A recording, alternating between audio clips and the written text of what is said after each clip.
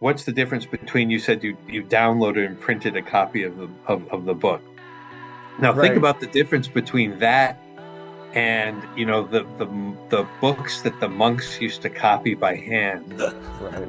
Right. And there, think about there, it's being mediated through a human being, and they're trying to be as accurate as possible, but it's a totally incarnate act. And there's something about the preciousness. So, if you lost your printout copy, you just print out another one, and in a way, its reality is in the cyber. It doesn't, its Yes. reality is kind of disincarnate.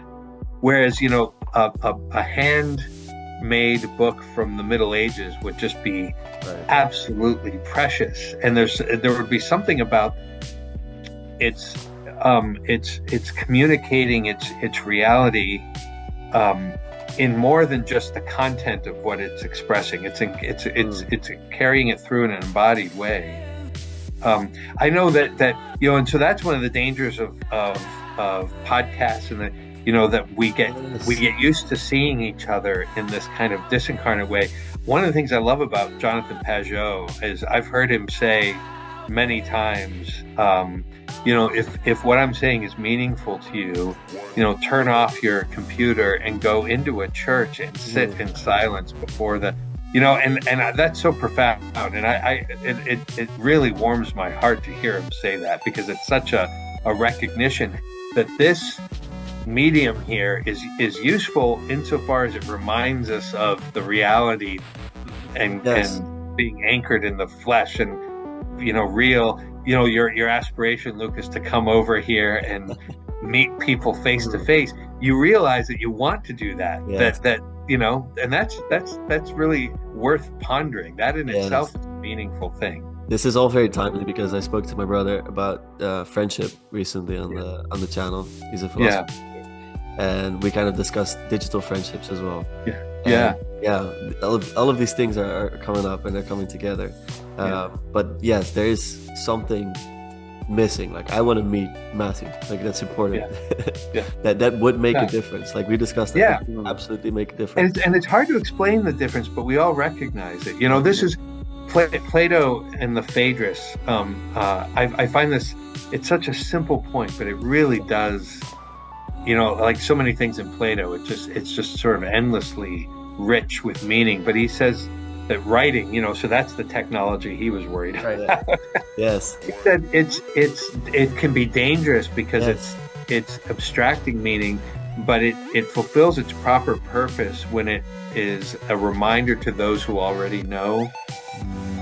So you don't, and I think about this with like digital friendships. It's very different to be in digital contact with people that you already have a real flesh and blood relation to.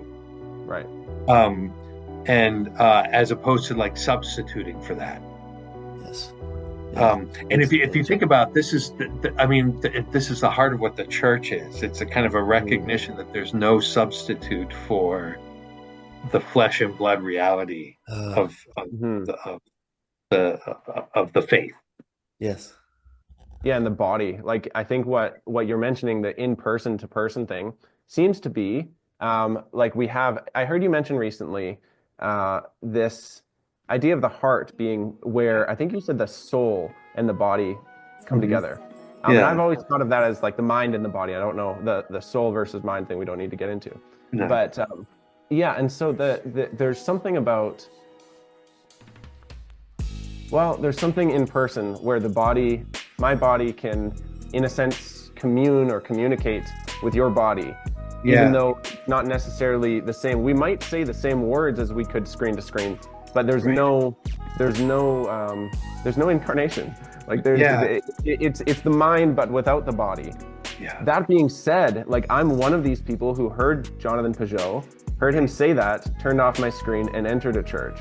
And it absolutely made all the difference, of course. But I think see this scripture where Christ says, where 2 or 3 are gathered in my name, there I am. That seems to be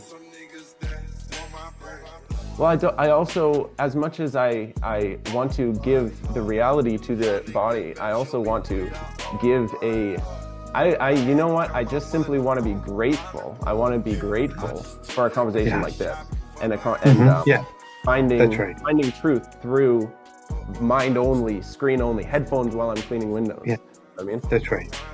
Yeah. Go ahead, Lucas. You were going to say something? No. I just unplugged it in case something came up. No, it's a really good point. And I mentioned that, I never would have thought that this medium could be a real a real place of genuine communication. But I've learned that it can be. I mean, I see it, and it's. But I think the key is it's always.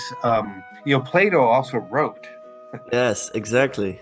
And he knew. I mean, but it's really interesting. He wrote, but one of the things he wrote about is a judgment of the inadequacy of words, and that's one of the things he expressed in words. In written words. And it seems to me there you get the whole picture, because he didn't just not write and not communicate in writing, which would have been like, maybe a more obvious response. If you don't think words can capture the whole truth, then why speak at all, or why write at all? Right. But nor did he just forget that insight and act as if everything can be communicated in writing.